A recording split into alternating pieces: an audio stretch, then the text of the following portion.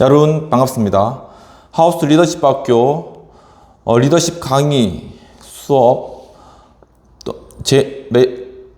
제임스 맥그리거 번스 교수님의 리더십 강의라는 책을 중심으로 계속 진행하고 있습니다. 이 리더십 수업에 참여해 주신 여러분 진심으로 환영하고 감사드립니다.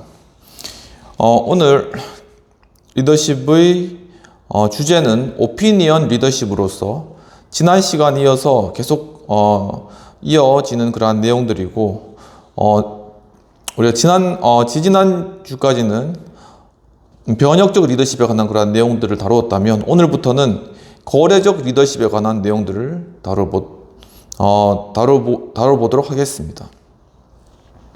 가장 중요한 리더 유형으로는 어떤 사상, 실용성, 정책, 그리고 경력, 자기 이익과 같은 목적을 추구하면서 자신의 목적과 부합되는 사람을 동원하여 동기를 부여하는 사람입니다.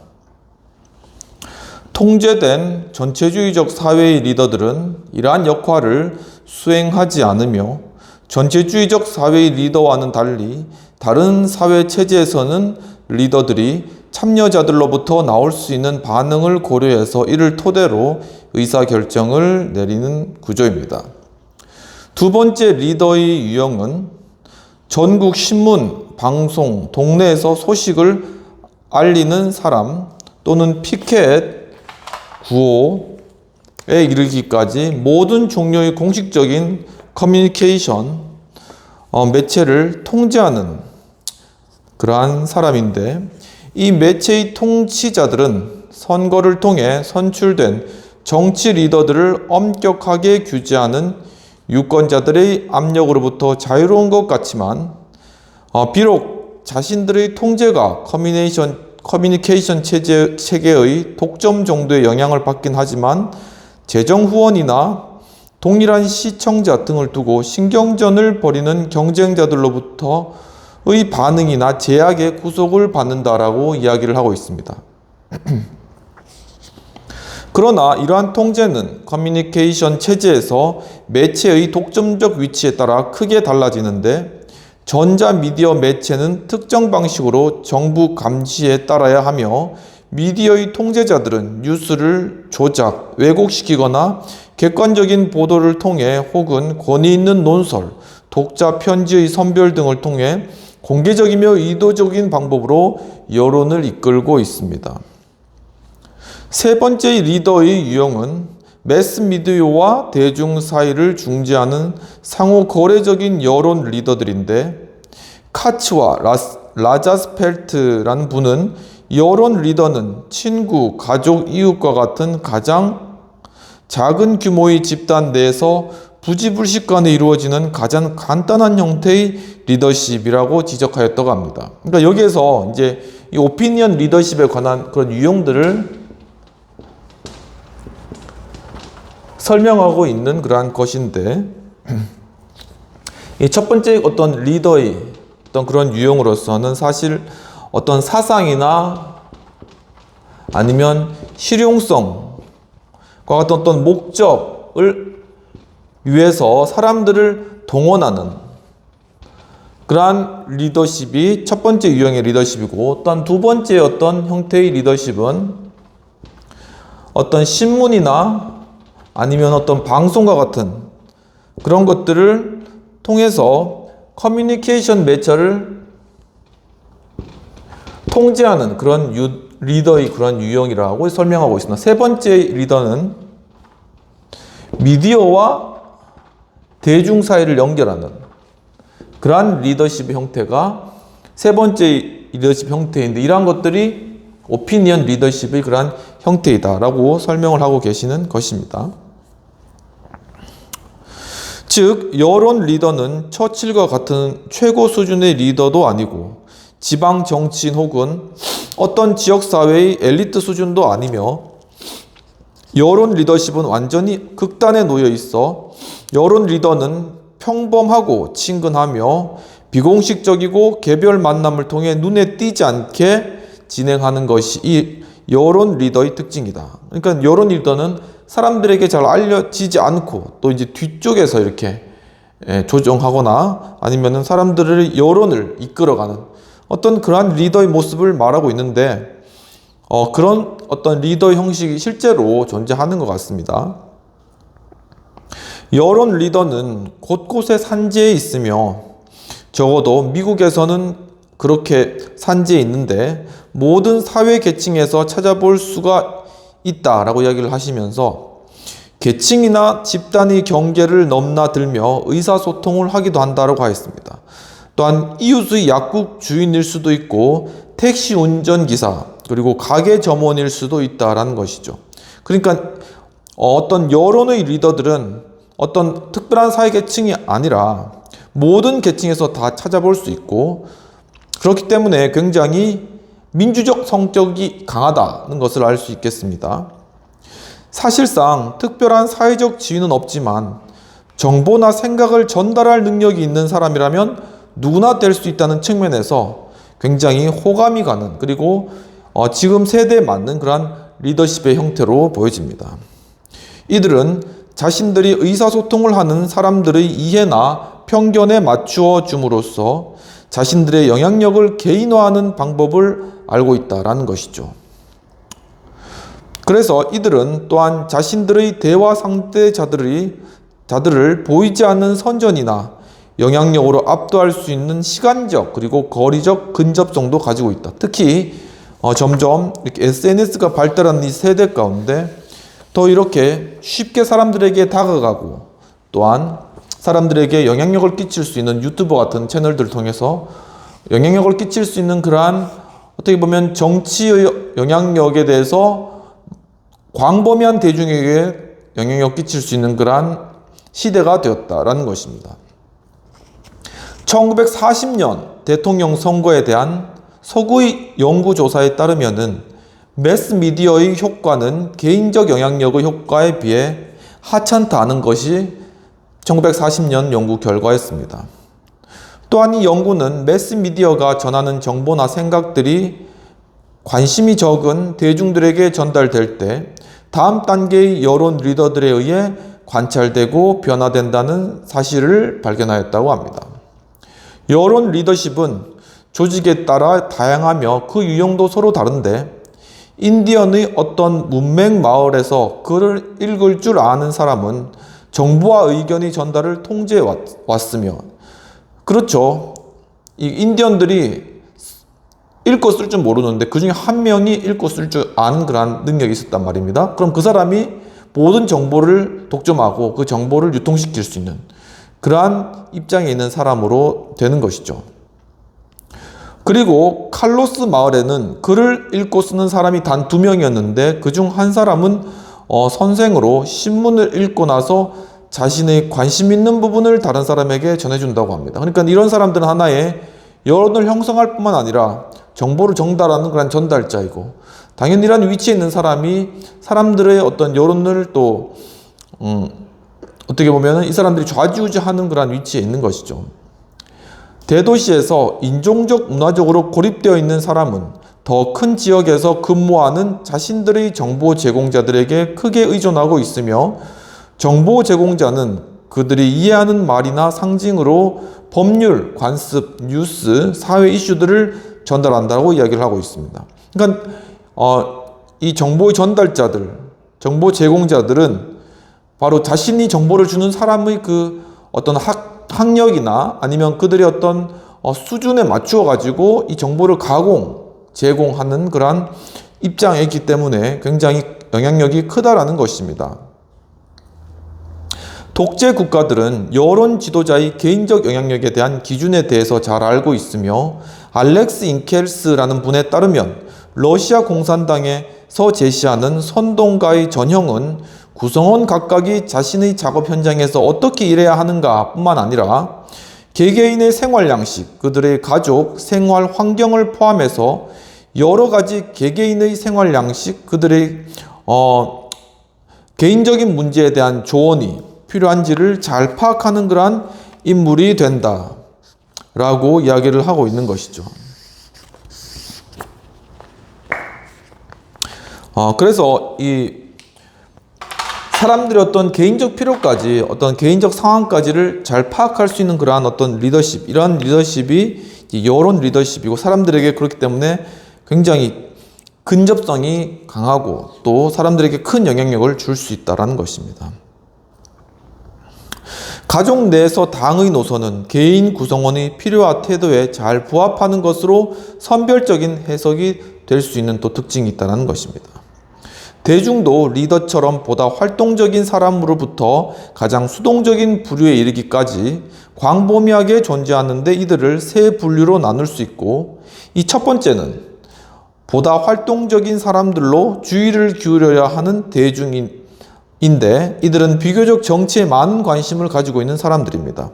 그래서 중요한 정치 문제에 대해 자세히 알고 있으며 정치에 대한 관한 정보에 늘 노출되어 있는 그러한 사람이며, 또한 서로 대립하는 정치 리더들을 인식하고 있는데, 이들은 당이나 집단 내에서 어느 정도 활동적이고 선거 결과와 정부의 정책의 결과에 대해 관심을 기울이는 사람들이라고 이야기를 하고 있습니다. 그러니까 이 대중이라는 이 대중도 그냥 다 대중이 아니라 첫 번째는 굉장히 활동적인 대중이 있다는 것이죠. 이 사람들은 굉장히 어떤 정치에 관심이 있고, 또한 거기에 굉장히 참여적이고, 그뿐만 아니라 정부의 어떤 정책이나 아니면은 당의 그러한 여러 소식들에도 굉장히 많은 관심을 가지고 있다는 것입니다. 그리고 또한 현재 존재하는 어떤 정치적 리더들의 갈등 관계까지도 잘 파악하고 있는 그러한 부류의 사람들이다라는 것이 굉장히 정치적으로 중요한 대상이라는 것입니다. 그리고 이제 두 번째 사람은 약간 활동적인 사람들인데, 이들은 널리 알려진 후보나 정치 이슈에 대해서는 알고 있고 정치적 각성이나 토론으로 끌어들여진 특징 없는 그러한 사람들이다. 두 번째는 약간 활동적인데, 이 사람들은 이제 굉장히 잘 알려진 어떤 정치적 인물이나 아니면 사건들에 대해서 인식하고 있으며, 또한 어떤 그러한 정치적인 어떤 토론이나 이런 정치적 그러한 토론이 그러한 그런 곳에 어떻게 보면 약간 수동적인 그러한 입장이지만 참여는 하고 있는 그러한 위치에 있는 사람들이라고 볼 수 있겠습니다. 하지만 어떤 특징은 없다라고 이제 보고 계신 것이죠. 이제 세 번째는 잠재적인 대중들로, 이들은 전형적으로 정치에 관심이 없고 투표를 하지 않거나 정치 활동에 참여하지 않지만 항상 정치적 활동에 동원될 수 있는 가능성을 가지고 있으며, 정치 리더의 선동에 의하여 움직일 수 있지만 대부분 전쟁, 공황, 외부 위험 등에 대한 두려움을 느낀 후에 참여한다라고 하여 있습니다. 세 번째는 이제 수동적인 사람들. 이들은 정치를 참여하는데 언제 하냐? 전쟁이나 경제적 위기, 이런 외부적 환경이 왔을 때, 이렇게 하면은 우리가 못 살겠구나 하는 것이 이제 자각이 됐을 때 그때 움직이는 그러한 어떤 잠재적인 정치의 대상이다라고 이야기를 하고 있는 것입니다. 리더와 추종자 사이의 상호작용과 교류는 시간이 지나면서 정치 의견 리더십의 구조를 형성하는데, 이 구조에서 리더들은 촉매제로서의 역할을 하지만 의견을 전달하는 채널 역할도 하며, 추종자의 관심 정도는 서로 다르고 수동적인 측면이 있는 반면, 리더의 행동 유형은 다른 리더나 추종자가 어떻게 반응하리라는 예측에 따라 달라진다라고 이야기를 하고 있습니다. 분석가들은 대통령이나 총리 같은 매우 가시적이며 공식적인 리더나 영향력 있는 미디어로부터 지역의 여론 지도자에 이르기까지, 그리고 또한 여론 지도자에서 아이디어와 정보의 최종 도착지인 일반 사람들에 이르기까지 모든 의사소통은 2단계 흐름이라는 사실을 발견하였다라고 이야기를 하고 있습니다. TV에서 본 무언가를 바텐더가 손님에게 전해주고 그 손님은 집으로 돌아가 부인에게 다시 전해주는 예에서 알 수 있듯이, 이러한 단계는 여러 단계로 이루어져 있는데, 2단계 흐름을 발견한 연구원들은 원문을 전하는 사람, 이들에게 영향을 받은 사람, 영향을 받은 사람에게 또 영향을 받은 사람이라고 언급하면서 단계의 복잡성을 인정했고, 그리고 이제 시작에 불과하다고 덧붙였습니다. 이런 어떤 여론 리더십 같은 경우에는 바로 이런 어떤 2단계 구조, 구조를 가지고 있어서 한 사람이 어떤 소식이나 정보를 접하고 그 다음에 그것을 어떤 사람에게 전해주고 그것을 또 다른 사람에게 전해줌으로 말미암아 바로 어떤 정치적 의견이나 이슈에 대한 그러한 내용들이 이렇게 퍼져나가는, 이렇게 단계별로 퍼져나가는 그러한 특징을 보여주고 있다는 것이죠. 상호작용의 구조는 복잡하지만 그 관계망은 밝혀낼 수 있고 의견은 계급이나 계층 내에서 수직 혹은 수평으로 흐르며 대부분의 경우에는 회사의 동료, 친척, 팀원, 그룹 내 혹은 그룹 간의 상호작용의 흐름에 따르는데 어떤 문화권에서 의견의 흐름은 윗사람에서 아랫사람으로 연장자에게서 젊은이에게로 이루어지기도 한다라고 이야기를 하고 있습니다.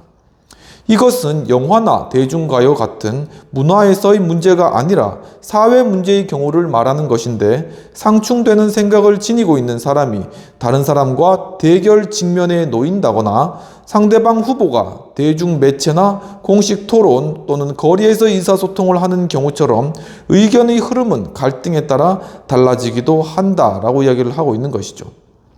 대부분의 리더들이 추종자가 될 수 있고 역으로 추종자들이 또한 리더가 될 수 있다는 상호 거래적인 오피니언 리더의 본질에 직면하게 된다고 하고 있습니다. 우리는 특징 없는 다수의 대중과 대조되는 소수의 리더나 엘리트로 구성된 체계에 대한 단순한 관점에 대해 의문을 제기해야 한다고 하고 있습니다.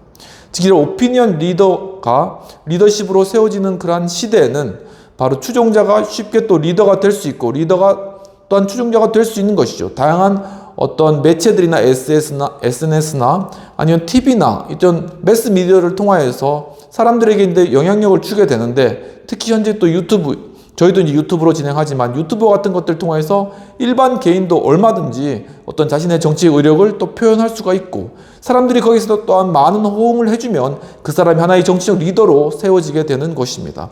또한 그 리더라고 할지라도 또한 리더 입장에 있지만 또한 어떤 다른 또한 어떤 영향력 있는 그러한 리더의 영향을 받고 그것을 쉽게 또 따를 수도 있는 그러한 굉장히 유연한 그러한 어떤 리더와 추종자의 그러한 관계 그리고 그러한 변화 자체 그것이 하나의 어떤 오피니언 리더십의 특징이다라고 하는 그런 이야기들로 구성되어 알 수 있겠습니다. 여론은 대중의 행동을 전달하는 수로와 같은 체계 혹은 정부가 국정을 운영하는 혹은 정부 관리들이 논의를 할 때 판단의 범위를 규정지어주는 체계라고 이야기를 하고 그렇게 말하는데 의견의 흐름은 강바닥에서 비유될 수 있다라고 이야기를 하고 있는 것이죠. 즉 결국은 이제 여론에 따라서 어느 만큼 정치적인 그러한 정책이나 아니면 정치적인 의견들을 형성해야 되는가 이런 범위가 정해지는 것이죠. 사람들 전혀 관심 없는데 그거에 대해서 백날 토론해봤자 큰 의미가 없는 것이죠. 과연 어떤 것이 이 여론에 따라서 의제로 던져져야 되고 정책으로 입안되어져야 하는가 그 범위를 바로 결정해 준다라는 것입니다. 그런데 바로 그러한 어떤 의견, 여론의 흐름은 하나의 강바닥에 비유될 수 있다라고 하시면서 이 강바닥을 따라 의견이 흐르면서 자연 제방이나 뚝에 의해서 통제되고 또한 작은 물줄기들이 또 많이 흐를 수가 있는 것이죠. 그러니까 하나의 큰 의견에 대해서 여러 다양한 그러한 의견들이 취합될 수가 있다는 것입니다. 특히나 요즘 같은 시대에는 실시간으로 어떤 정책에 대한 그러한 굉장한 비판이나 아니면 거기에 대한 동조뿐만 아니라 대안까지도 다 순식간에 취합된 그러한 상황이다라는 것입니다. 그래서 이것은 자연 제방이나 뚜겨에 통제되고 작은 물줄기들이 많이 흐르고 강바닥은 조류나 바람에 또한 영향력을 받게 된다라는 것입니다. 굉장히 쉽게 변화하면서 하지만 또한 그 흐름을 흘러간다라는 것으로 정리해 볼 수 있겠습니다. 그러면 비평 및 토의들을 해보도록 하겠습니다.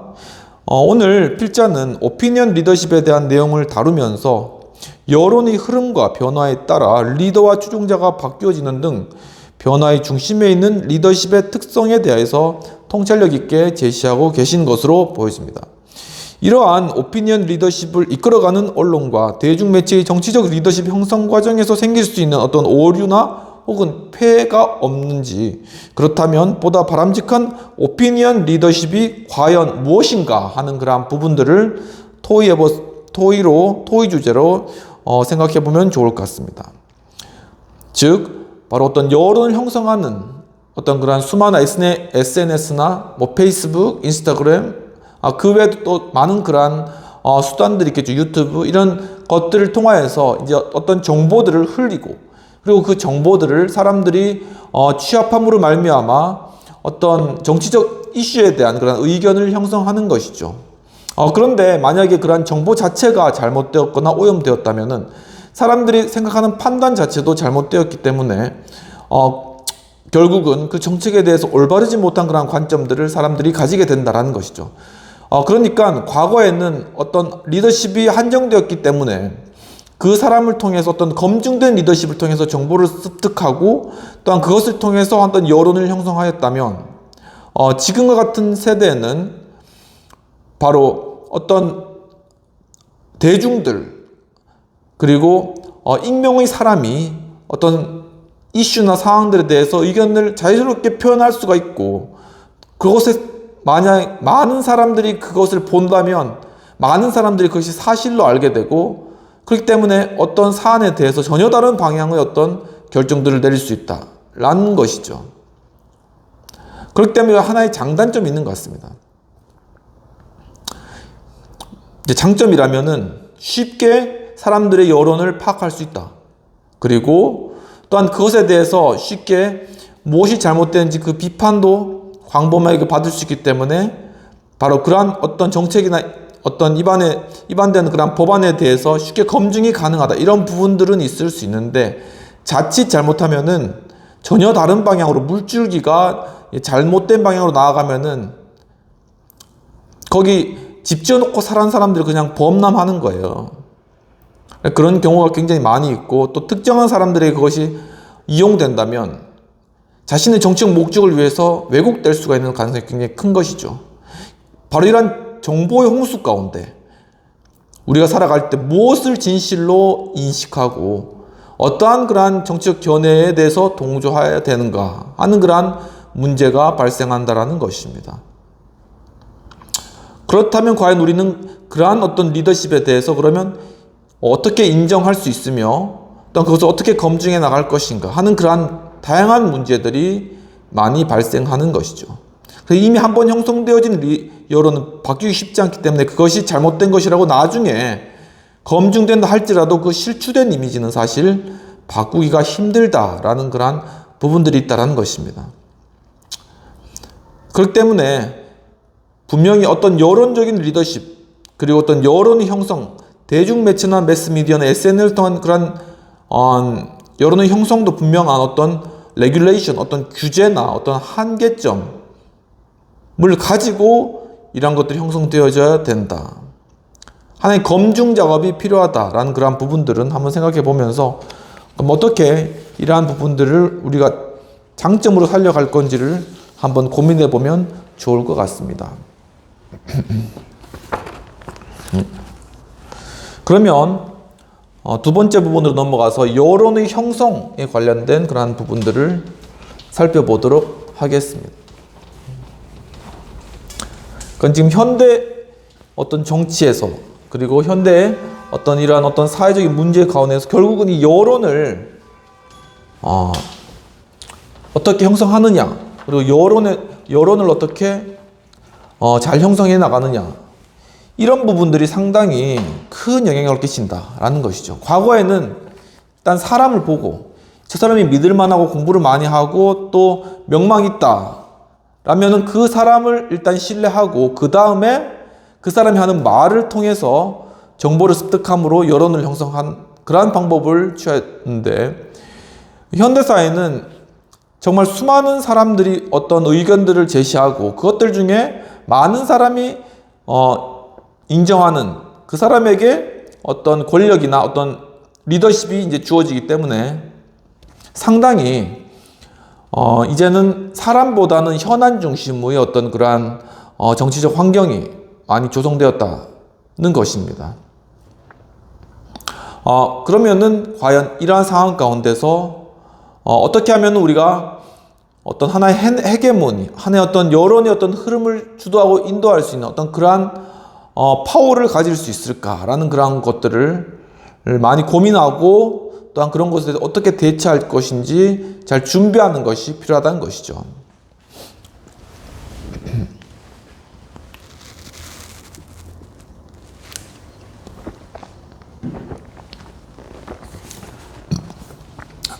그렇다면 두 번째로 여론의 형성에 관한 그러한 내용들을 다뤄보도록 하겠습니다. 어떤 카페에 앉아있는 프랑스인이 이 바깥에서 시끌벅적한 소리가 나자 벌떡 일어났습니다. 그리고 저기 군중들이 행진을 하고 있다. 내가 그들의 리더다. 나는 그들을 따라야 한다고 소리쳤다는 유명한 이야기가 있다고 합니다.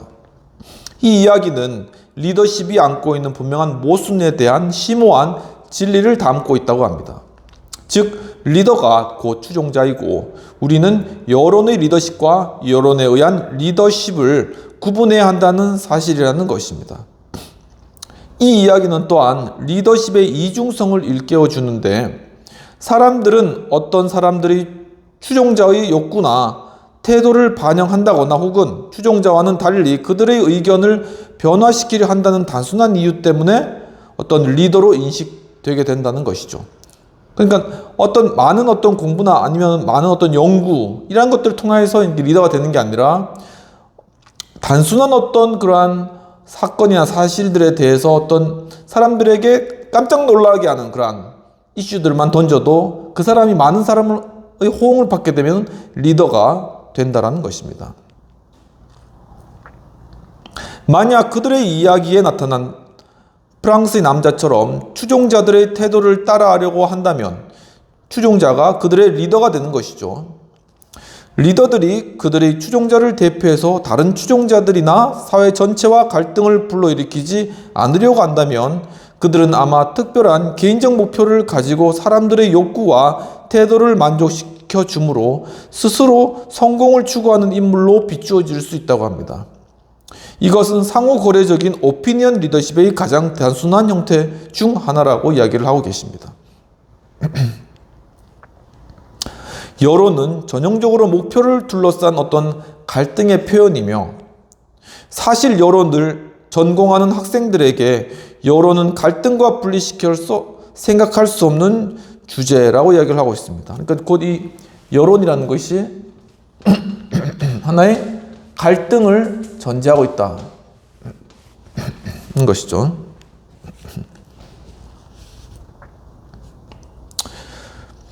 이와 관련해서 윌리엄 R. 박이라는 그런 분은 여론 형성의 과정을 논란의 여지가 있는 문제에 대해 한 집단 내에서 일어나는 상호작용이라고 정의하고 있습니다. 또한 킴벨 영이라는 분은 의견을 논란의 여지가 있는 토픽이나 특정 사실에 대한 가치론적 해석 또는 도덕적 의미에 관한 신념이라고 해석하고 계시며 시애틀러라는 분은 여론 형성에서 상호작용과 갈등을 강조하는데 목적을 두고 전개되는 지속적인 갈등과 대중적인 지지를 불러일으키기 위해 경쟁하는 상황에서 추종자로서 리더는 역설과 자기 이익 그리고 보다 넓은 이익의 대변자로서 거래적 여론 리더십의 이중성이 중요해진다는 것입니다. 그러니까 자신이 리더십도 얻어야 되는 것이죠. 또 사람들의 추종도 받아야 된다는 것입니다. 그러니까 이 여론을 어떻게 잘 이끌고 또 사람들의 어떤 추종을 어떻게 받을 것인가 하는 과정 가운데서 이중적으로 그가 리더십의 그러한 기술들이나 전략들을 발휘해야 된다는 굉장히 복잡 다단한 그러한 정치 환경이 되었다는 사실입니다. 오늘날 리더들은 현대사회 과학기술을 통해 지지자들의 의견을 파악하고 측정할 수 있는 사회가 되었습니다. 그들의 의견을 공고히 하거나 변화시킬 수 있는 혜택을 또한 누리게 되고 있으며 오피니언 리더들이 서로 다른 조직 내에서 지지자들의 태도를 측정하고 또한 영향력을 미치려고 노력하는 수많은 방법들을 최강권의 분량으로는 다 요약하기 어려울 것이다 라고 말씀하고 있는 것이죠. 이처럼 수많은 다양한 그러한 매체와 또한 다양한 수단과 방법들을 통하여서 여론을 형성해 나가고 또한 그러한 여론을 형성해 나가는 과정 가운데서 또한 리더십을 형성해 나가는 이러한 작업들이 변화무쌍하게 지금 이 사대 가운데 이루어지고 있기 때문에 그것을 한 책에 다 정리하기에는 방대한 그런 분량이다라는 것입니다. 선동가, 몰염치한 광고주, 미디어 종사자들, 선교사들이 사용하는 어떤 설득 기술들은 기술적인 측면에서는 매력적인데 이러한 기술이 권력이나 가치 및 책임성이라는 광범위한 문제와 연결되지 않으면 지적인 측면에서의 논란은 일어나지가 않는다고 이야기를 하고 있습니다. 이것은 변하기 쉽고 피상적인 추종자들의 태도를 주의하라는 미디어 종사자들의 조언에 따라 상호 거래적 오피니언 리더들이 어느 정도 자신의 개인적, 교의적, 정치적 약속을 포기할 수 있는가의 문제입니다.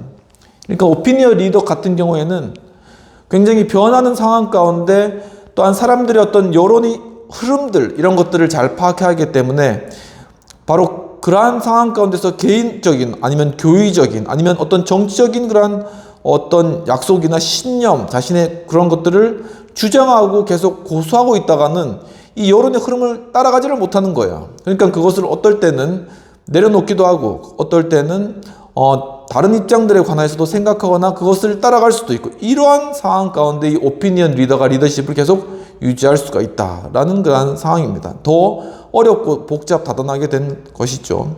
일반적으로 설득의 기술은 전술적인 문제이며 결정은 선전 기술의 적용 가능성과 비용 설득이 이루어지는 문화적, 정치적 상황 및 의견에 영향을 미치는 사람과 이들 보좌관의 기술적인 재주에 거의 전적으로 의존하고 있다는 것입니다. 그러니까 어떤 영향력 있는 사람이 자신의 어떤 그러한 생각들을 사람들에게 피력하고 또한 기술적인 재주가 있는 사람이 그런 내용들을 또한 다양한 채널들을 통하여서 사람들에게 제공함으로 말미암아 하나의 또한 여론을 형성해 나가는 바로 그러한 상황 가운데 있는 것입니다.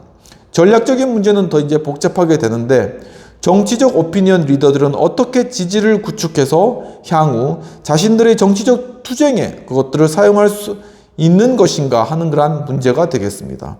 정치적 리더들은 사실 탐욕적이며 또한 불안해야 하는 그러한 경향이 있는데 이들은 추종자의 지지를 최대화하고 또한 지속시켜야 하며 이와 동시에 이러한 노력에 따르는 정치적 비용을 최소화해야 한다는 그러한 부담감을 안고 있는 것이죠. 이러한 점에서 소규모 집단과 지리적으로 고립된 집단의 오피니언 리더들은 상대적으로 굉장히 간단한데 즉 여론 수집을 할 필요 없이 전술적 재치와 인내만 있으면 충분하다고 이야기를 하고 있습니다. 또한 오피니언 리더들이 더 폭넓고 다양한 대중과 접하고 이들 대중에 내재하고 있는 이견과 갈등에 직면함에 됨에 따라 이들은 경제적 문제와 효율성 문제에 부딪히게 된다는 것이죠. 실패할지도 모르는 과도한 비용의 부담 없이 어떻게 자신들의 야망과 목적을 지지해주는 여론을 형성해 나갈 수 있을까요? 즉, 이제 이 글을 쓰실 때 번스 교수님이 당시에 이제 이 여론 리더십을 형성하기 위해서는 이제 뭐 매체들, 예를 들면 TV라던가 아니면 신문 광고라던가 이러한 것들을 이용하는 그러한 시대였습니다. 그러니까 이 당시에는 어떤 SNS가 발달하지 못했던 그러한 시대적 상황이었던 것이죠. 그렇기 때문에 어떤 TV에서 어떤 자신의 의견을 표현하거나 라디오라던가 아니면은 그 외 다른 그러한 방법들을 어떤 대중 매체들을 통해서 여론을 형성하려면은 그것을 광고로 때려야 되는데 그 광고비가 워낙 많이 들린다는 것이죠. 그러면 이제 이 정치가들은 이 여론을 형성해 나가는 과정 가운데 이러한 어떤 광고를 했을 때 사람들에게 얻을 수 있는 그러한 지지와 또한 자신이 그 광고를 내기 위해서 들었던 비용을 서로 비교 형량할 수밖에 없는 그러한 상황에 처하게 된다는 것입니다. 그 결과 어떻게 되느냐? 돈이 많고 그래서 많은 광고를 내고 그러므로 말미암아 사람들이 여론을 많이 형성한 사람이 정치적 권력을 획득하는 것이죠. 상당히 어떻게 보면은 불공평한 그런 결과가 반대로 나아질 수가 있다는 것입니다. 그런데 지금 세대는 모든 사람에게 SNS, 인스타그램, 유튜브, 페이스북 이런 것들이 다 또 틱톡도 있죠. 이런 것들이 다 개방되어 있고 누구나 올릴 수 있는 그런 정치적 그러한 측면에서 볼 때 굉장히 평등한 그러한 정치적 여건과 입지를 가지게 되었다라는 그러한 측면에서는 상당히 이런 여러 오피니언 리더십을 형성하기가 굉장히 좋은 그러한 여건에 우리가 처하게 되었다라는 그러한 사실입니다. 그렇기 때문에 이러한 것들을 어떻게 잘 활용하고 잘 이용할 것인가라는 것이 우리의 숙제라는 그러한 것이죠. 그래서 한 가지 이제 전략이 있는데, 대규모의 개인적 추종 세력을 만들어 분열을 야기시킬지도 모르는 내부 갈등을 추종자들의 열렬한 지지로 극복해내야 하는 것이며, 영웅 숭배 현상을 리더가 전략적으로 이용할 수가 있다는 것입니다. 그러니까 어떤 매스미디어를 통해서 이제 나타나는 그러한 사람들은 굉장히 사람들에게 영웅적으로 떠받들림 받을 수가 있는 것이죠. 아이돌 그룹 같은 경우에 이제 특히나 수많은 그러한 어떤 청소년들에게 떠받들어지고 있지 않습니까? 이제 지난주에도 저기 이제 일산에 이제 장보러 이제 가는데, 그 일산에 보면 대화동에 이제 경기장이 있습니다. 거기 이제 가끔씩 이제 축구하러 사람들 오면은 이제 축구 경기가 있으면은 이제 그 주변이 거의 이제 차로 이제 가득 차는 것이죠. 근데 이제 지난주에는 지나가는데 엄청나니 소녀 팬들이, 그리고 젊은이들이 거기 진짜 말 그대로 지금 엄청나게 인산인해를 이루면서 오는 겁니다. 이제 그 목적은 뭐냐면은 이제 그 아이돌 공연을 보기 위해서 모인 것이죠.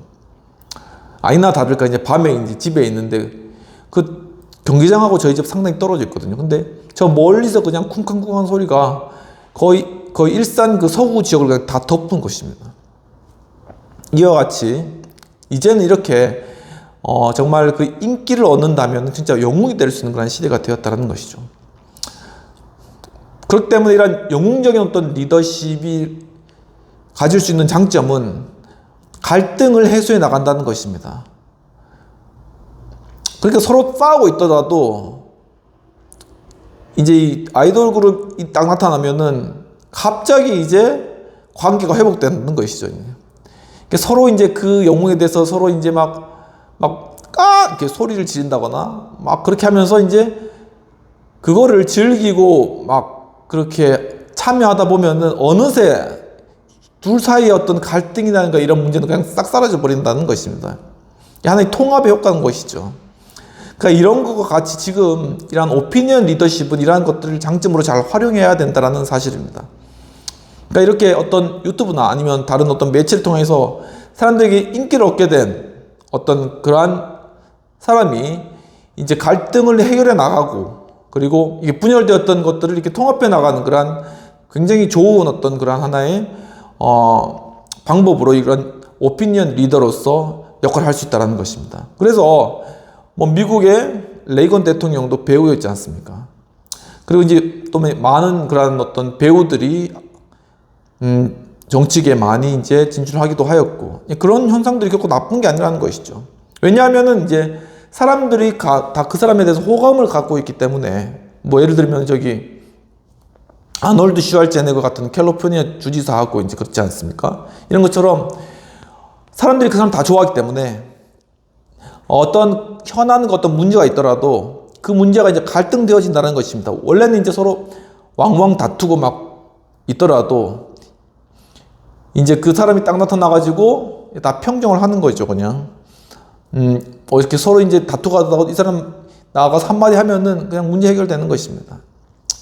바로 이러한 어떤 영웅적 리더십의 어떤 장점들을 잘 이용해서, 이 리더십의 어떤 행위와 또한 리더십을 세우는데, 리더십의 어떤 그런 영향력을 받는데, 어떤 추종자들의 지지를 받는데 또 잘 사용하면은 이게 이중적 효과인 것이죠. 그러니까 영웅적 리더십은 그 리더십을 통해서 그 사람이나 아니면 그가 있는 당의 어떤 지지나 입지가 올라간, 그건 어떤 개인적이거나 아니면은 어떤 한쪽의 어떤 그런 이익을 도모하는 그런 측면이라면은, 반대로 그것을 통해서 그것을 따르는 추종자들 간에는 바로 어떤 통합이라던가 갈등의 해결이라던가 이런 또한 효과들이 일어날 수 있기 때문에 이게 쌍방으로 이게 효과가 일어난다는 것입니다.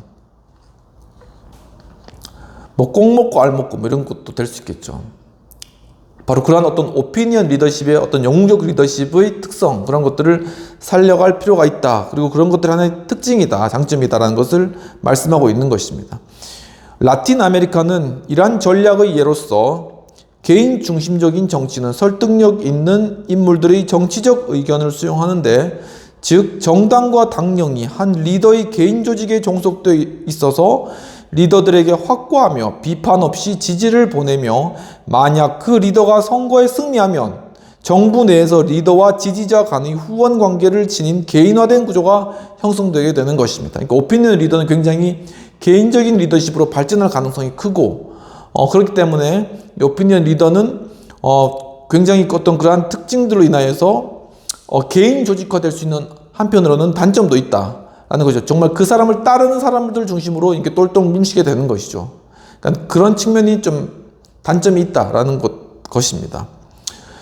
정치 개인화는 역동적이고 카리스마적인 리더십을 위해서 매우 중요한 전략입니다. 그러니까 한 사람이 어떤 뛰어난 영웅적인 리더십이 있으면 그 사람이 사람들에게 카리스마의 리더십으로 다가오게 되는 것이죠. 그럼 어떤 현안과 문제를 해결할 수 있는 힘이 생겨난다는 것입니다. 무조건 결국은 정치가 있는 문제에 대해서 그것을 사람들의 어떤 협의나 합치를 이뤄내서 해결하는 것이 정치 아닙니까? 이런 측면에서 봤을 때 이 문제 해결을 위해서는 카리스마라는 어떤 능력이 상당히 큰 영향력이 있거든요. 그렇기 때문에 그런 것들을 오피니언 리더가 잘 이용해서 문제를 해결할 수 있다는 것입니다.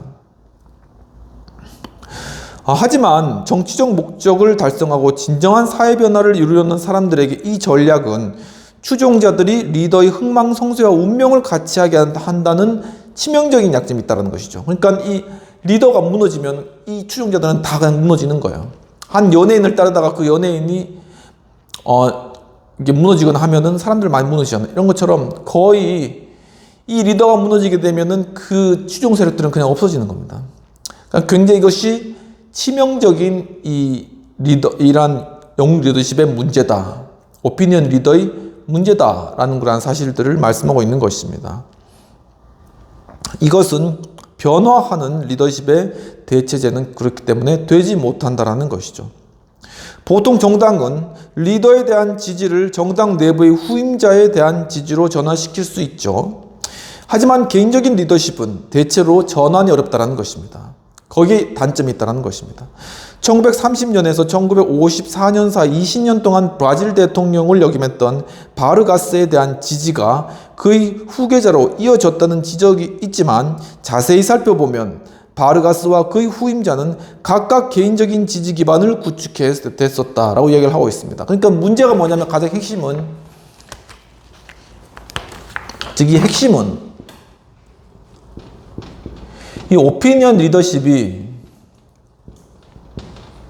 굉장히 어떤 개인적인 리더십이기 때문에 이 문제 해결에 굉장히 탁월하다. 그리고 카리스마로 해결한다.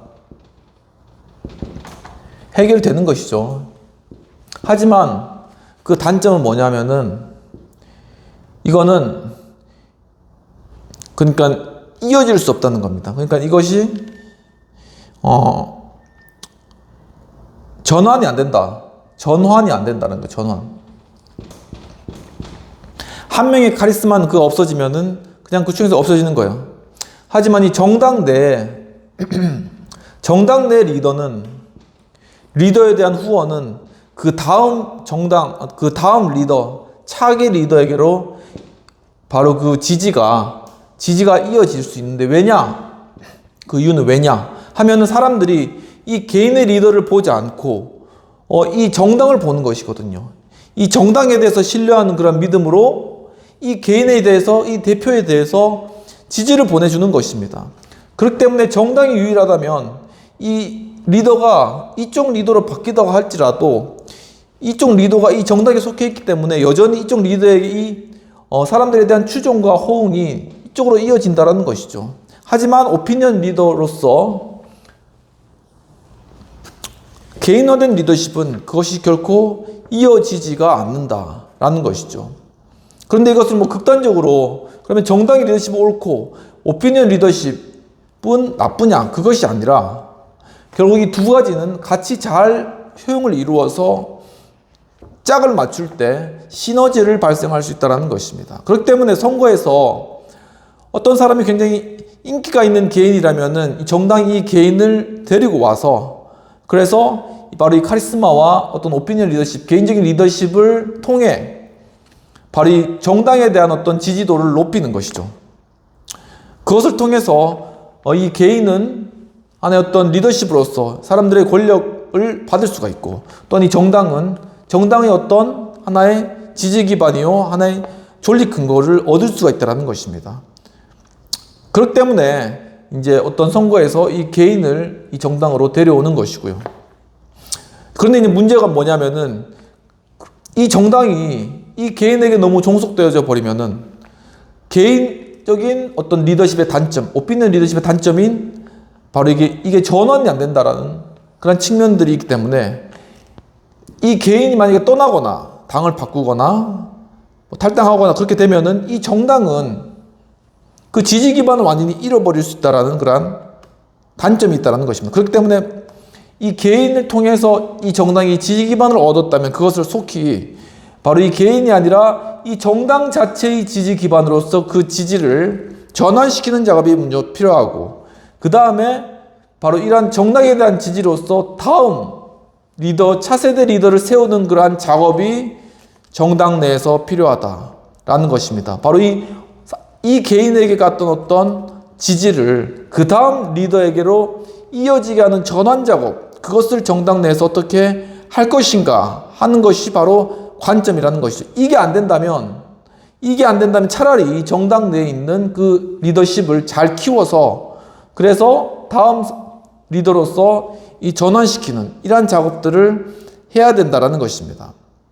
그냥 개인에게만 의존하는 그러한 정당은 결국은 이 개인이 떠나거나 이 개인에게 어떤 문제가 생겼을 때 이 정당 역시도 그 존립 근거나 사람들의 지지 기반을 잃어버릴 수 있는 치명적인 약점이 있다는 것을 꼭 유념하였으면 좋겠다는 것이죠. 굉장히 이런 부분에 대해서 통찰력 있게 교수님께서 다루고 계신 것으로 보여집니다.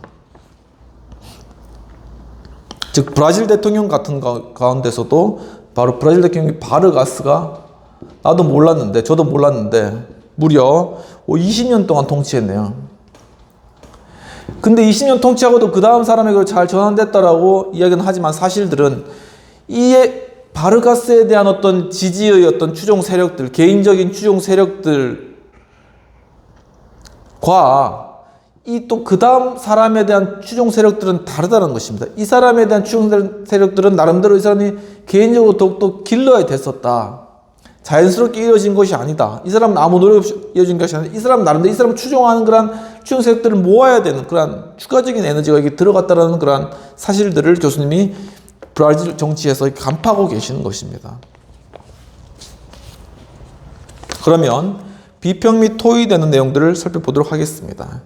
번스 교수님은 현대 오피니언 리더십이 어떤 형성되어지는 과정, 그리고 대중매체나 다른 어떤 수단들을 통해 이 카리스마를 가지게 되는 어떤 과정들을 상세히 진술하면서 이 오피니언 리더들의 특징들을 다루고 있는데, 과연 오피니언 리더들의 주요한 특징들은 무엇일까 하는 것이 토의 내용입니다. 근데 말씀드렸듯이 이 오피니언 리더의 특징은 일단 개인적이다. 개인적인 리더십이다. 그리고 굉장히 변화무쌍하다. 그렇기 때문에 개인적인 리더십을 정당에 끌어올 수도 있지만 상당히 거기에 리스크가 따르고 바로 차세대 리더를 기르는 작업을 속히 해야 된다. 사람들의 그런 호의를 이렇게 해야 된다. 라는 그러한 부분들. 만약에 이 개인적인 리더십이 무너질 때 잘못하면 정당 자체가 무너질 수 있다라는 그러한 문제들. 이러한 것들을 고민해야 된다. 라는 것이죠.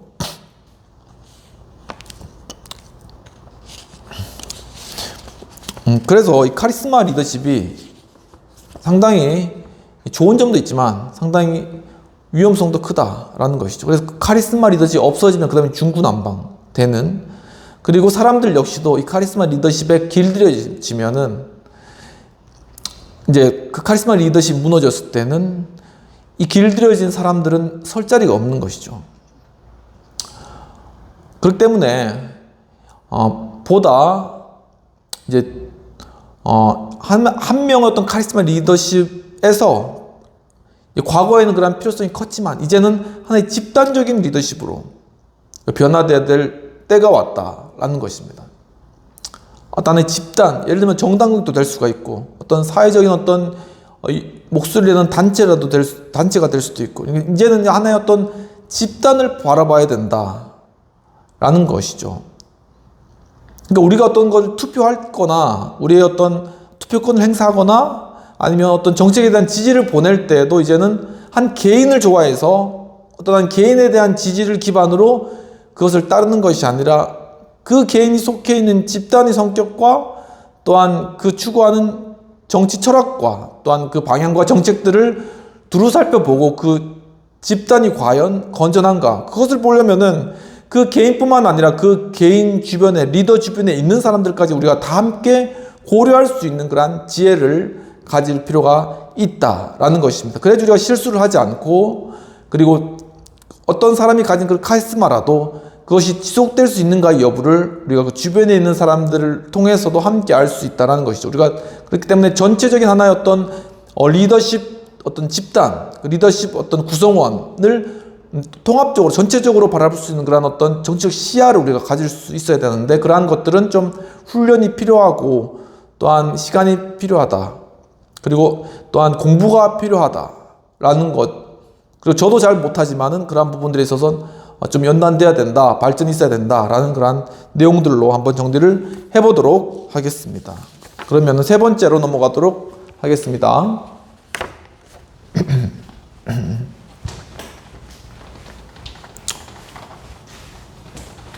그러니까 지금 다루고 있는 내용들이 우리 정치 현실과 참 굉장히 많이 유사한 그런 점들도 많이 좀 발견되는 것 같습니다.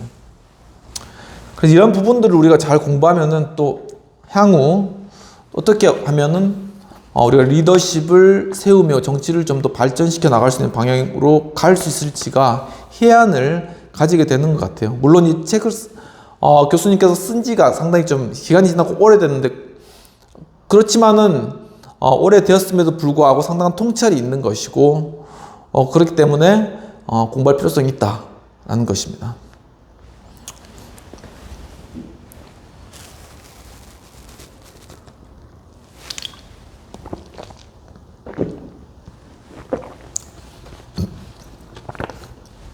그러면 세 번째로는 오피니언 리더십의 실예에 대해서 살펴보도록 하겠습니다. 아르헨티나의 페론이라는 분에 대한 개인적인 지지도 뜻대로 다른 사람에게 전환될 수 없었다는 것이죠. 이 브라질 옆에 있는 아르헨티나,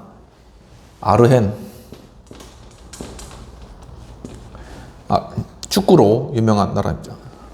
근데 여기 페론에 대한 지지, 사람들의 지지, 이것도 이제 이 사람이 이렇게 다른 데 갔을 때 이 지지, 다른 사람으로 넘어갔을 때 이 지지가 이렇게 가지를 못했다라는 것입니다. 페론이 망명해서 돌아온 이후에야 개인적인 관계를 다시 구축할 수 있었다라는 것입니다.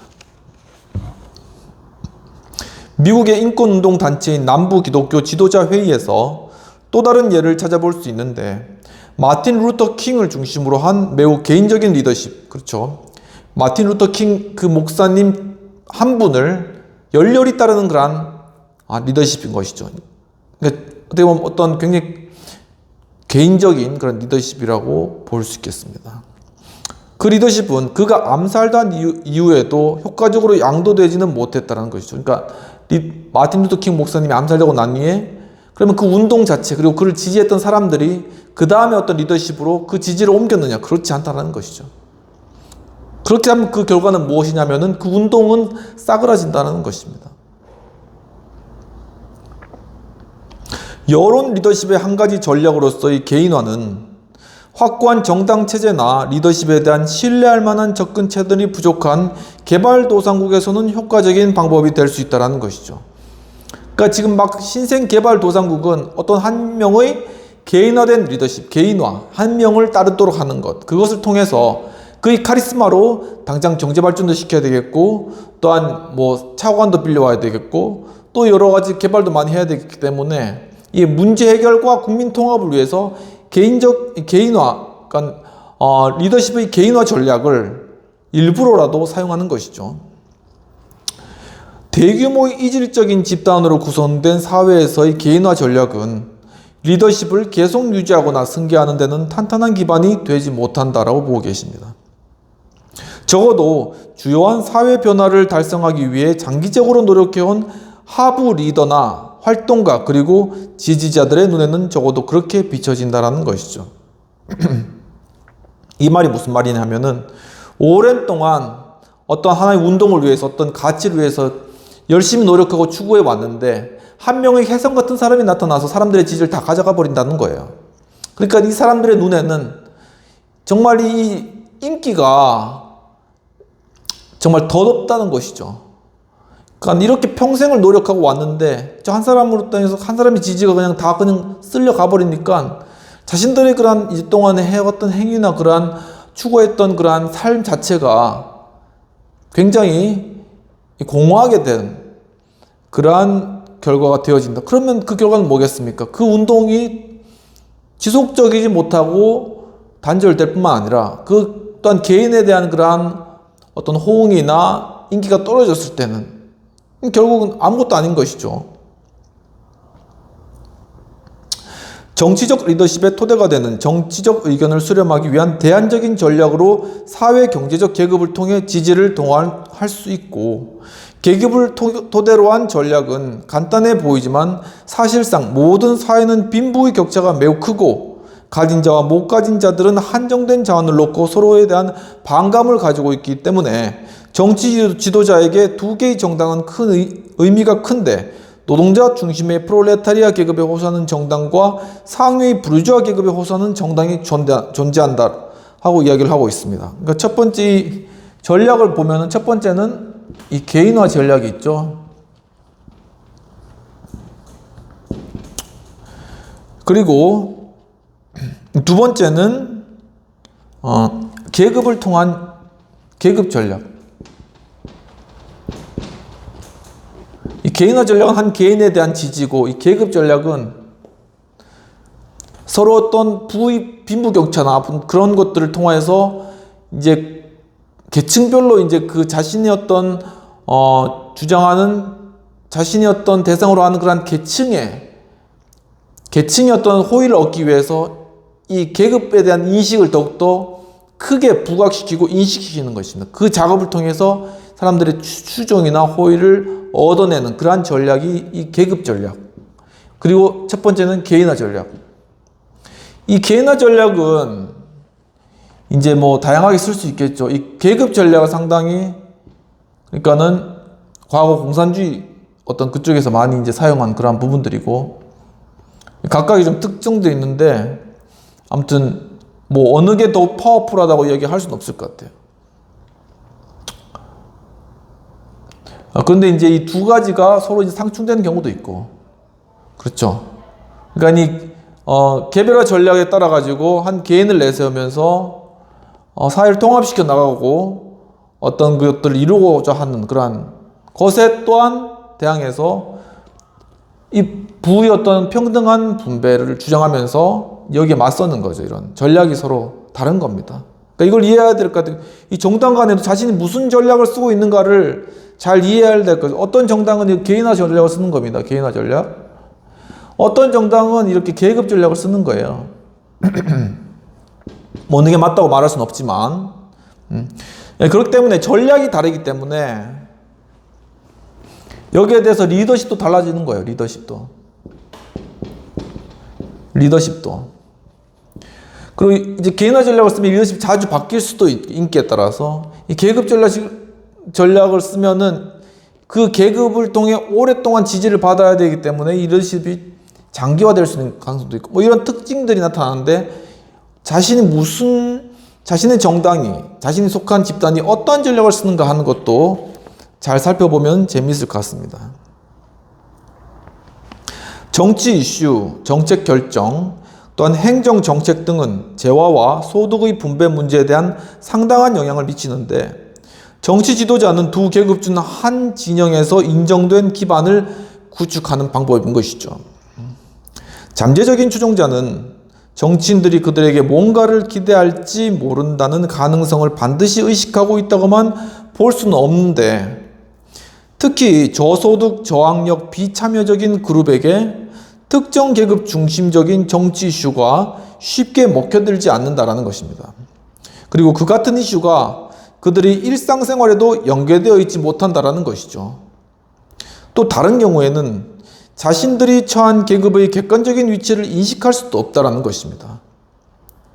그들은 이에 대해 어떤 조치를 취해야 할 필요성도 없다고 생각하기도 한다는 것이죠. 자신들의 상황은 신, 그리고 운명, 아니면 적 혹은 자신의 무능력 탓이다 이렇게 여기면서 자신은 불가항력적인 상황에 처해 있다고 생각하기 때문이다 라고 이야기를 하고 있습니다. 그러니까 이런 사람들에게는 어떤 정치적 영향력을 미치기가 굉장히 힘들다는 것입니다. 예를 들면 인도에서 이 카스트 제도가 분명하기 때문에 거기서 어떤 정치적인 혁명이나 변화를 일으키기가 굉장히 쉽지가 않은 것이죠. 근데 이제 간디가 영국에 대항해서 굉장히 큰 이제 변혁을 일으켰지만 이처럼 이제 바로 이러한 상황 가운데서는 자신의 상태를 그냥 체념해 버리기 때문에 계급의식조차 이제 생겨나지가 않는다라는 것입니다. 그렇다면 과연 이러한 사람들에게 어떻게 하면 어떤 정치적인 그러한 영역으로 생각을 전환시킬 수 있을까 하는 그러한 것들이 중요한 정치적 이슈라는 사실인 것입니다. 바로 이 잠재적인 그러한 다수들, 바로 그들에게 다가가기 위한 그러한 시도들이 이제 각각의 진영에서 일어나는 것이죠. 이렇게 개인화 전략을 쓰는 그러한 쪽에서 나타날 수 있는 것이고, 아니면 계급과 같은 이러한 쪽에서도 이제 계급 전략을 쓰는 쪽에서도 나타날 수 있는 것이고. 과연 그렇다면 어느 것이 더 효과를 미칠 것인가 라는 것입니다.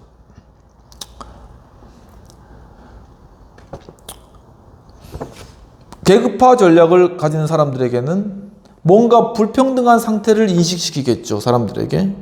아, 당신이 이렇게 어려운 상황에 있는 것은 당신의 잘못도 아니고, 그리고 또한 뭐 당신이 굉장히 능력이 떨어져서 그런 것도 아니고, 당신이 바로 이러한 계층 가운데 속해 있기 때문이다. 이 사회의 부는 한정되어 있는데 당신이 누려야 될 부를 다른 계층이 많이 가져갔다. 그렇기 때문에 바로 이러한 부의 평등을 이루기 위해서 의식을 새롭게 하고 거기에 대해서 투쟁해야 된다라는 것이 이제 이 계급화 전략에 있는 사람들이 이야기해 주는 것이겠죠. 그리고 이 개인적인 개별화 전략, 개인화 전략을 통해서 이제 접근하는 입장에서는 우리들을 믿고 따라달라, 우리에게 호의를 해달라, 그러면은 정말 어렵게 사는 그런 상황들을 해결할 수 있는 정책들을 많이 펴겠다. 그리고 또 전체의 파이를 키우고 더욱더 경제를 성장시켜서 당신의 상황들을 개선할 수 있는 그런 여지들을 많이 만들어주겠다. 그러니까 나를 보고 따라달라. 이렇게 이제 나올 수가 있다는 거예요. 차이를 아시겠죠? 이 접근 방식을. 어느 게 더 유용성이 있는가라는 것은 뭐 상황마다 다를 수 있겠지만은 누가 그 스토리를 잘 쓰냐에 따라서 달라질 수가 있는 것 같습니다. 아무튼 결론은 그런 분들일수록 더 잘 의식을 깨우쳐서 무엇이든지 하도록 해야 된다는 것이죠. 그분들이 자신의 어떤 상황들을 개선하기 위해서 어떠한 개인의 정책에 대해 관심을 가지고 그 운동에 뛰어든다거나 아니면은 또한 어떤 뭐 투쟁을 통해서라든가 자신의 상황을 개선해 달라고 이렇게 저항을 하던가 무엇이든지 하도록 동기부여를 할 수 있는 그러한 필요성이 있다라는 것입니다. 수많은 인권운동 이전 시기의 남부 흑인들의 인식이 이러했다라고 얘기를 하고 있는 것이죠. 그들이 노예인지도 모르고 그리고 부당한 처우를 당한지도 모르고 그냥 목화밭에서 목화 따면서 그냥 이대로 사는 것이 우리의 숙명인가 보다 이렇게 생각했다는 것이죠. 그리고 사회 경제적 지위가 높은 사람들도 심지어 자신들의 재산과 소득을 지키는 데 있어서 이와 비슷하게 정보나 동기가 부족하고 수동적이고 고립적이고 희망이 없다고 생각할지 모르는 일이라는 것입니다. 그러니까 돈 많은 사람들도 자신들이 이것을 어떻게 지킬지도 모르고 어떻게 사용할지도 모르고 그러니까 사람들로부터 도리어 고립되고 자신의 재물만에 의지하여서 그냥 그런 삶을 살아간다라는 것이죠. 이 연계가 없으니까는, 고립되니까는 돈이 많이 있어도 외로운 겁니다. 그들에게 있어서는 갈등이라는 것은 하나의 강화시키는 것보다는 서로 교차하는 것이어서 계급 구성원들이 자신들의 위치를 인식하고 이러한 인식을 행동으로 옮기기를 바라는 상황에서도 계급 행동에 대한 이러한 다양한 장애 요인이 존재한다라고 이야기를 하고 계시는 것입니다. 그렇다면 과연 이러한 상황에서 인권운동 리더들은 미 남부처럼 그 집단을 자극시켜 활동하도록 만들어야 하지만, 이런 경우의 리더들은 구체적인 행동을 취하기 전에 잠재적인 가능성을 조심스럽게 이제 그러한 가능성을 보고 그러한 가능성을 조성해야만 하는데, 이는 상호 거래적이며 변혁적인 리더십의 결합이라는 것이죠. 그러니까 이제 해결책이 나왔습니다. 뭐냐? 이러한 계급에 있는 사람들을 돕기 위해서는 바로 변혁적인 리더십이 있어야 되고, 그뿐만 아니라 이 거래적인 리더십도 있어야 된다는 것입니다. 이 변혁적인 리더십은 하나의 당위적인 가치를 알려주는 것입니다. 무엇인가에 의미 있고 가치 있는 것을 위해서 당신을 던져라. 이러한 당신의 삶은 지금 침체되어 있고 정치되어 있고 이렇게 사는 게 아니야 라고 찍어주는 것이죠. 이 거래적 리더십은 당신이 이렇게 정치활동을 하고 참여하고 호응을 준다면 거기에 대해 분명히 보상이 따를 것이다. 거기에 대해서 당신의 어떤 삶이 윤택해지고 경제적인 부가 증강된 것이다. 이렇게 딜을 하는 것이죠. 이 거래적 리더십. 이 두 가지 리더십이 함께 이 사람에게 작용이 해야지 이 사람이 자신의 상황과 처지를 인식하고 깨쳐 나오는 것입니다. 그러니까 흑인들이 자신의 상황들을 인식하고 이제 링컨에게 지지를 던지면서 여론을 조성해 나갔던 것과 같은 그러한 원리가 되겠습니다. 설령 계급 구성원이 의식을 갖고 갈등을 겪게 되더라도 이러한 태도에 대한 반응으로 정치적으로 행동할 그들의 의사와 행동엔 차이가 있다라고 하시는 것이죠. 객관적인 계급의 위치에서 주관적인 계급의 위치, 계급 지각, 계급과 정치와의 관계에 대한 인식, 그리고 완전한 계급의식, 리더를 지지하는 행동에 이르기까지 겉으로 보기에는 마치 이것이 논리적인 고리와 같이 보이지만 이 연결고리는 여러 군데 끊어져 있다라고 이야기를 하고 있습니다.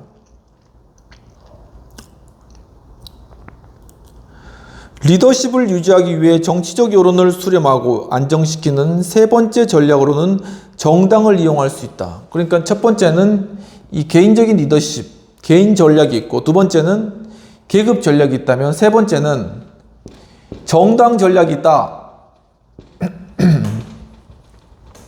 정당에 가입시키는 겁니다.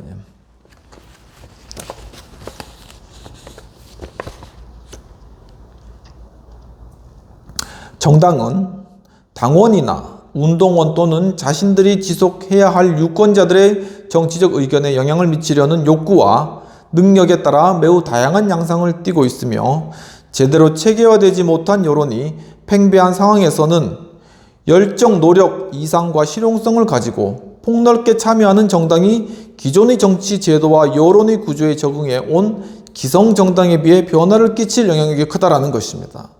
그러니까 이 오피니언 리더로서의 어떤 정당의 기능을 생각해 봐야 된다는 것이죠. 그러니까 이렇게 변화하는 정치적 상황이 굉장히 빠르게 돌아가고 있는 상황 가운데서는 기존에 가지고 있었던 정당의 틀, 그리고 모습, 그리고 주장했던 그러한 정책들, 이러한 것들을 가지고서는 결코 변하는 세대에 적응할 수가 없다.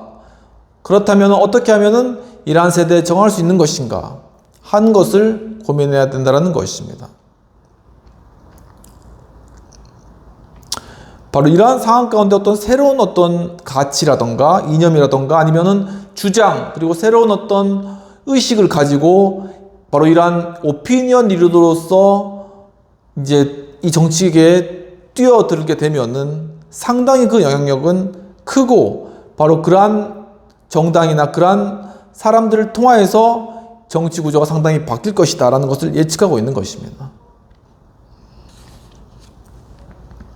이러한 양극의 위치에 한 많은 정당의 형태에서 그 내부의 목적의식이 강한 리더는 의견을 활성화하고 안정시키기 위해 당의 상징과 기구들을 이용할 수도 있겠죠.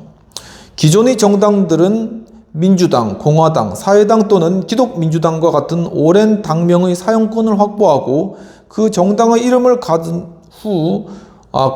후광 효과를 통해 새로운 정책적 제안이나 이상을 제시함으로써 국민으로부터 지지를 얻어낼 수 있게 되는데, 새로운 제안과 이상은 정당의 정치성에 대한 일종의 합법성을 갖게 된다는 것입니다. 그러니까 기존의 정당은 그만큼 일단 어떤 후광 효과가 있는 거예요. 그러니까 이제 사람들이 그 정당을 지지해왔던 그러한 어떤 지지를 쉽게 바꾸지는 않을 거라는 것이죠. 그런 후광 효과가 일단 있으니까, 이 후광 효과, 이 정당에 대한 이 후광 효과가 있으니까 이 공천 때 가장 크게 나타나는 거잖아요. 이 후광 효과가 있으니까 기존 정당들이 이런 것들을 잘 이용해서 어떤 정책이나 어떤 목표, 그리고 아니면은 어떤 새로운 변화나 시도들을 해볼 수 있다는 것입니다. 그리고 그걸 격려하는 것이고,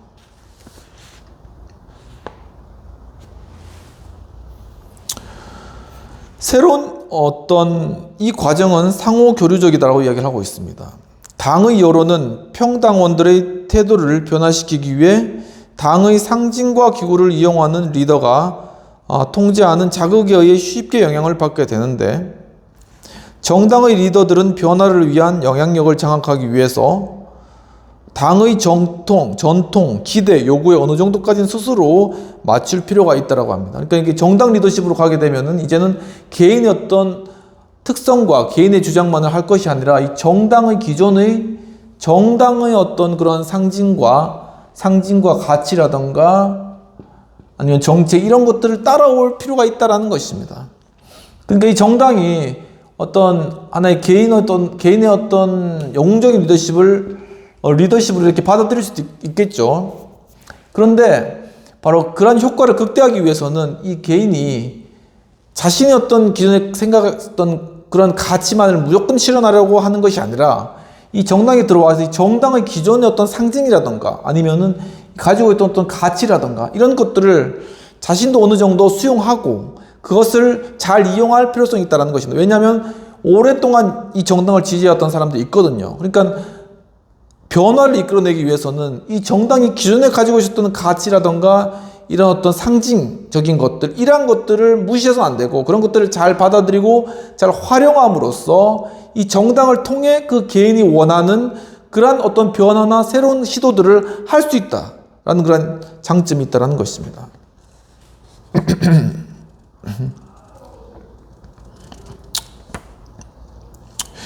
그러면서 루즈벨트와 다른 뉴딜 정책주의자들의 리더십 하에서 민주당은 사회보장 프로그램을 지지하게 되는데, 이에 대한 지지가 일단 확보가 되자 루즈벨트와 당의 리더들은 민주당 내에서 상당한 신뢰와 지지 기반을 가지고 공공복지라는 새로운 정책을 추진할 수 있게 되었다라는 것입니다.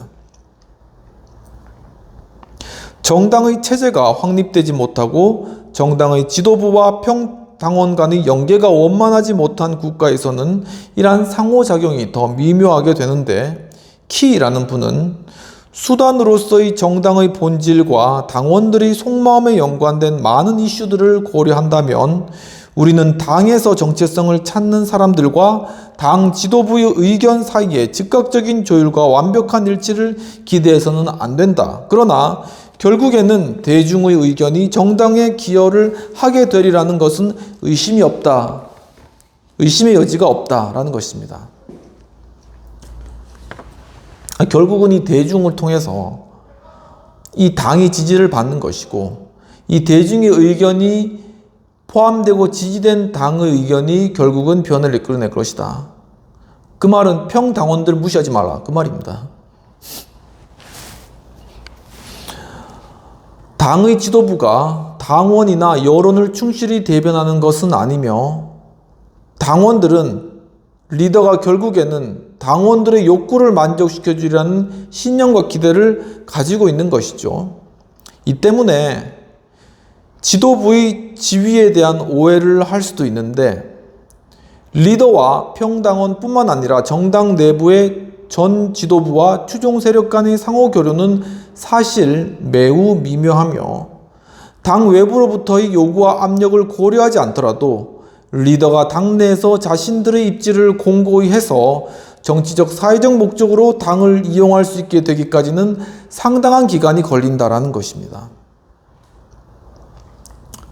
그러면서 리더들이 당에서 자기 기반을 만들기 위해 맺은 약속과 명시적 혹은 묵시적인 거래는 리더로서 오히려 해가 되기도 하는데, 이러한 상황에서 대부분 당의 의견이나 변화가 천천히 일어나며 그러나 어떠한 경우에는 리더십의 발전을 저해하기도 한다는 것이죠.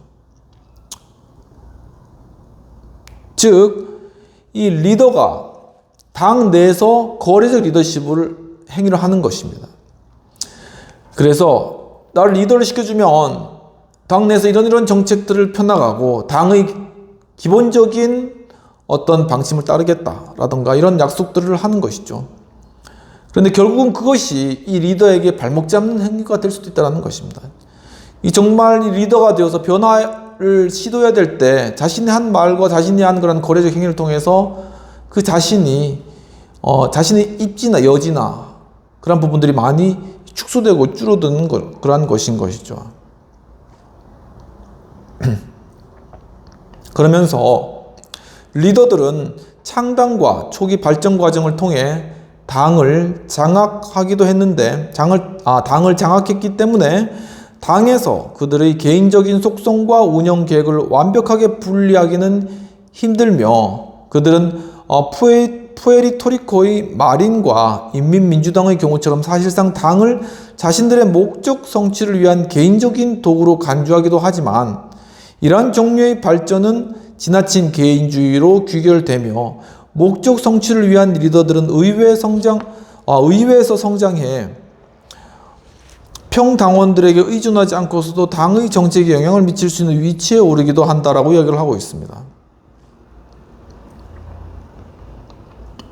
그렇죠. 그러니까 너무 개인화된 그런 어떤 개인화된 리더십을 가진 당의 모습에 대해서 이야기를 하고 있는데, 이런 경우에 그 리더십이 의회에서 많은 인기를 얻고 결국 리더의 수장이 올랐기 때문에 평당원들의 지지가 없다라는 것입니다.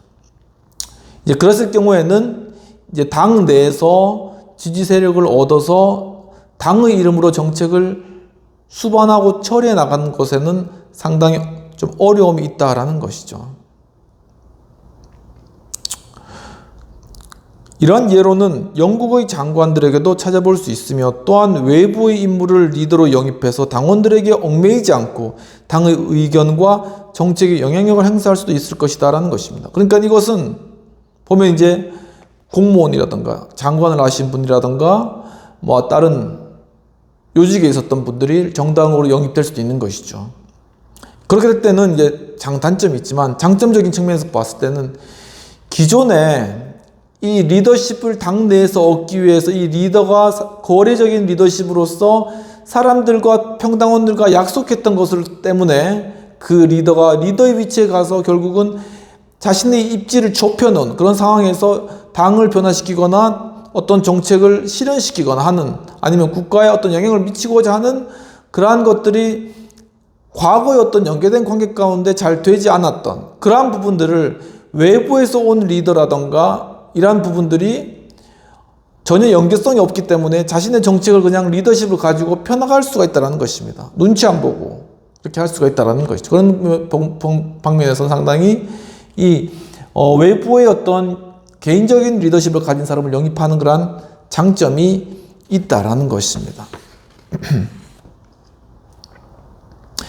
그러한 실예로 1940년도에 윌키라는 분이 거둔 성과가 이런 것인데, 그는 짧고 훌륭한 캠페인을 통하여 공화당 대통령 후보로 지명되었고, 선거가 긴박해져 그와 견해가 일치했던 추종자에게 위대하고 역사적인 당수가 되었다라고 이야기를 하고 있습니다. 그러면서 윌킨은 정부의 견제를 주장하고 그는 단시간에 기존의 정당 조직, 기구, 당명과 상징과 호소를 장악했는데 아무것도 정치적, 경제적 시스템에 대적할 수 없었다라고 얘기를 하는 것이죠. 또한 1976년 당내 기반이 열악한 상황에서 민주당 대통령 후보로 지명된 지미 카터는 11월 대통령에 당선되었지만 상호 교류적인 리더십의 거래 문제와 리더십 이양과 관련된 도덕적 딜레마가 내재 있었다는 것이죠. 1976년에 카터 대통령이 이제 대통령이 되신 것이죠. 근데 그 전에 이제 있었던 사건이 뭐냐면은 워터게이트 사건이 있었죠. 워터게이트라는 호텔에서 민주당이 어떤 논의를 하는 그러한 방이 있었는데 거기에다가 공화당에서 도청장치를 이렇게 해놓고 근데 도청장치가 이제 고장난 것이죠. 그러니까 이 도청장치를 고치러 워터게이트 호텔에 공화당 5명인가가 들어간 겁니다.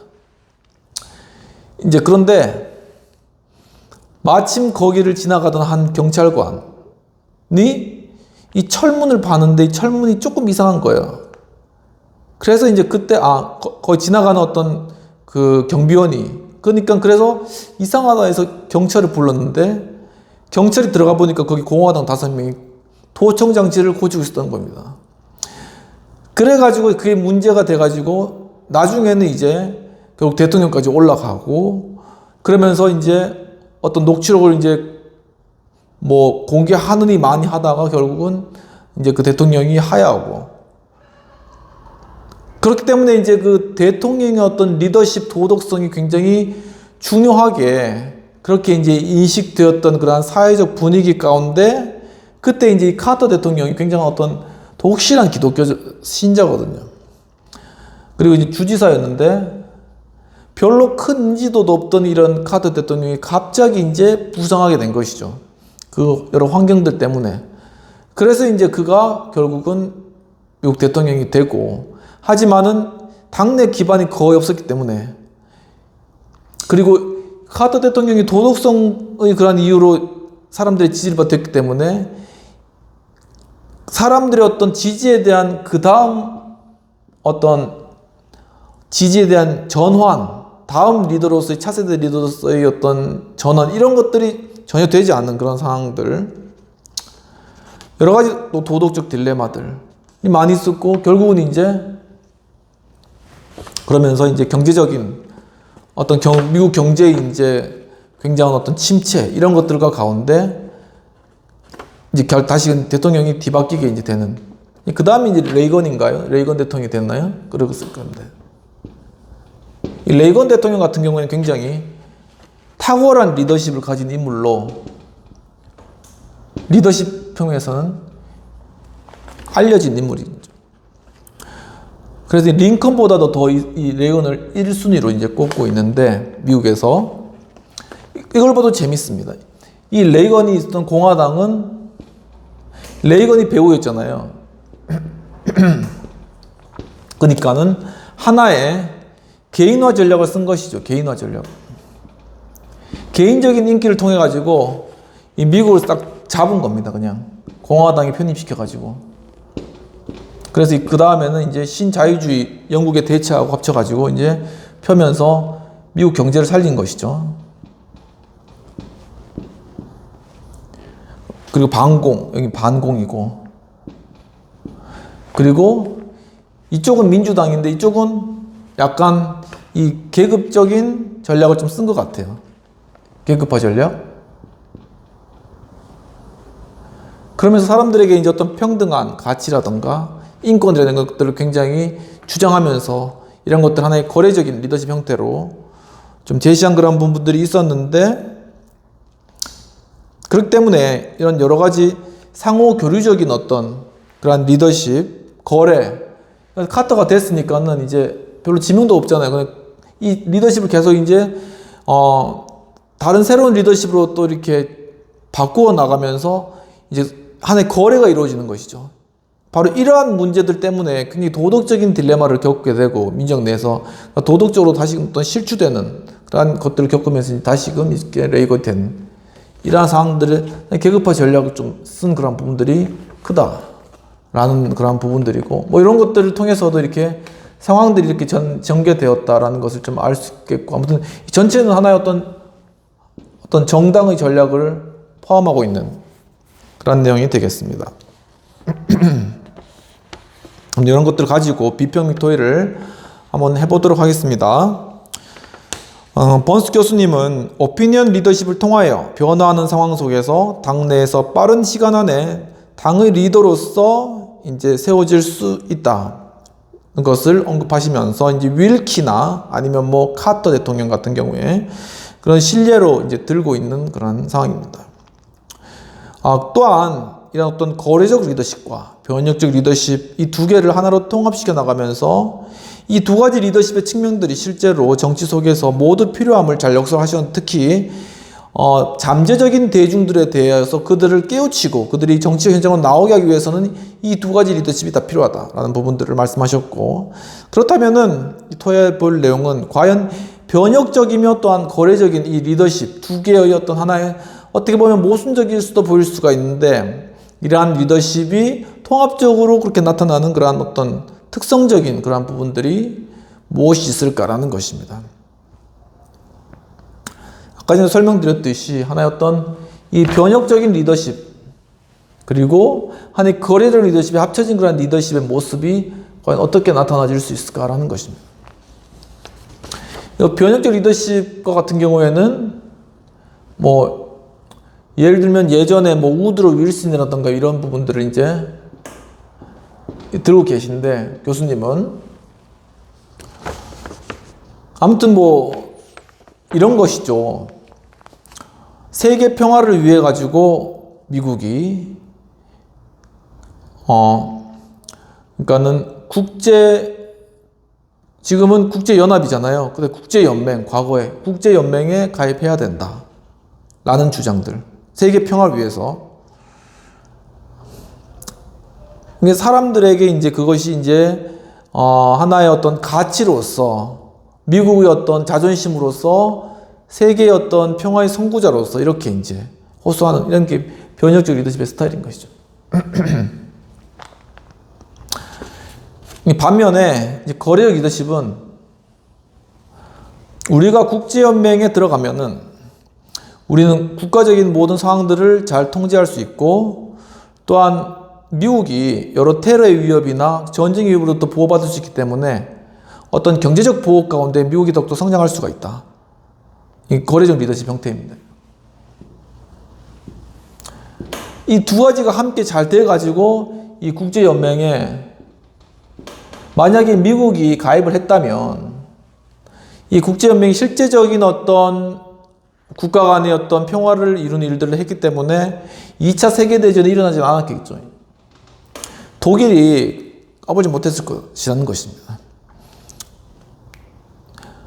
그런데 미국이 빠짐으로써 사실 국제연맹은 별로 큰 영향력을 끼치지 못하는 하나의 형식적인 기구로서만 되었고 이제 그 틈을 타고 나치가 세력을 키워가지고 결국은 2차 세계대전을 일으키고 유럽을 다 먹고 그런 상황, 그런 판국이 되었다라는 것이죠. 그 당시에 반대로 이제 거래적 리더십은 우리가 왜 저 국제연맹에 들어가가지고 이 복잡한 일에 간섭해야 되느냐. 우리 국가 이익에 별로 반하지도 않고, 국가에게 별로 도움이 안 되는데 뭐가 우리에게 이익이 되느냐. 이것이 반대 입장이었습니다. 반대 입장. 이렇게 반대 입장이었습니다. 그래서 여기는 전 미국을 돌아다니면서 그렇게 막 호소를 하고 해도 이쪽이 워낙 강했기 때문에 가입은 안 한 것이죠. 그리고 결국은 이후에 이제 유엔을 만들면서 이거 안 되겠다. 우리 국제연합 해가지고 세계평화를 지켜야 되겠다 해가지고 이거를 본사를 뉴욕에다 세우면서 미국이 주도를 하게 되는 것이죠. 이런 것입니다.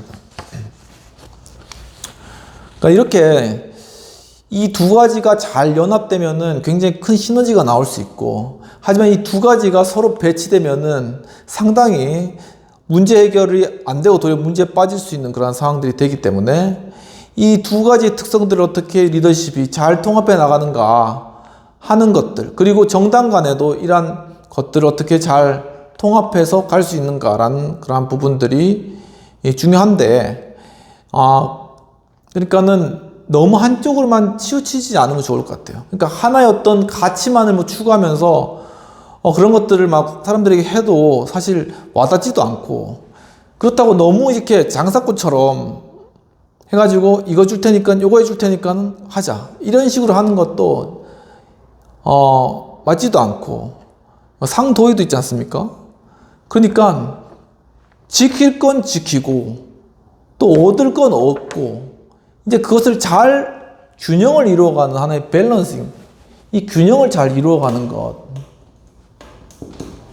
이게 중요하다라는 것이죠. 이 밸런스, 균형을 잘 이루어가고 이것을 통해서 결국은 인테그리티, 통합을 이루어가는 것. 이 통합을 이루어가는 리더십 자체도 하나의 통합을 이루어가는 그러한 모습으로 나타난다면 그곳에 참된 어떤 안정, 사람들을 일단 안정과 또한 어떤 기반 가운데 균형 잡힌 것 가운데 이제 뭐 국가가 이제 경제적인 어떤 정책들도 잘 펴나가고 이렇게 좀 성장을 잘 할 수 있는 것이지, 균형이 굉장히 중요하다. 특히나 요즘 같은 시대엔 균형이 굉장히 중요한 측면이 있다라는 그런 부분들을 한번 정리해 보게 되는 것입니다.